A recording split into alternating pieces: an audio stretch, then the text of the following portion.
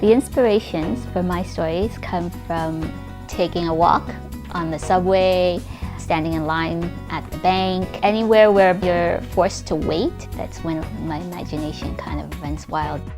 The way as the story starts for me is that I get an image in my head, and with that image I start asking questions. If I find myself asking a lot of questions about an image, I would start plotting it down. I call it a brain dump. So I would dump all my ideas in it. The drawing usually comes at the very end. So I would just use words to describe each scene, what each character is feeling, instead of drawing it out.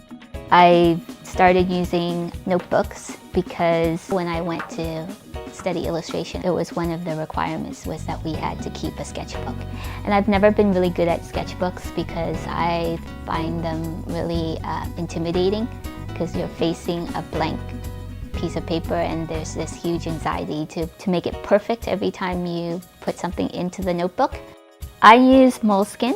If I put a really bad concept in it, there was no pressure because they were just, like paper stapled together. There was no fancy hardcover or anything like that.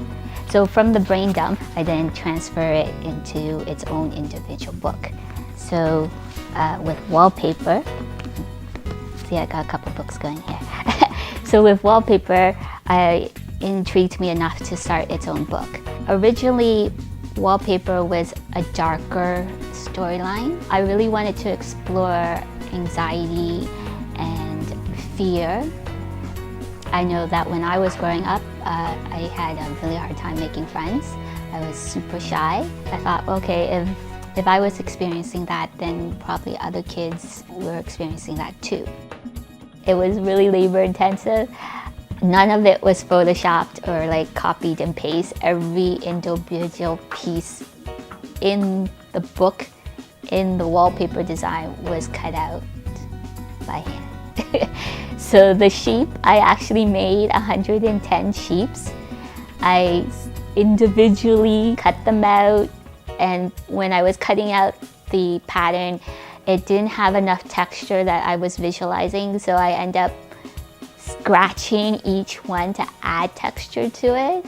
I was covered in like black soot afterwards. As an illustrator, you work at home by yourself. You hardly ever interact with anybody except with your editor. And so when you start getting positive feedback from critics, it kind of takes you a moment to go, whoa, like somebody else thought this was a good idea.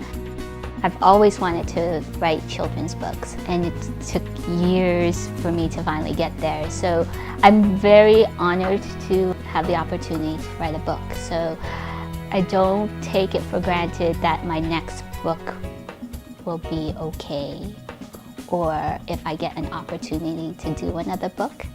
So I treat whatever I'm currently working on as my last book. And I try to have fun with it, and I try to put my best into it. I also don't read reviews unless my publisher sends it to me.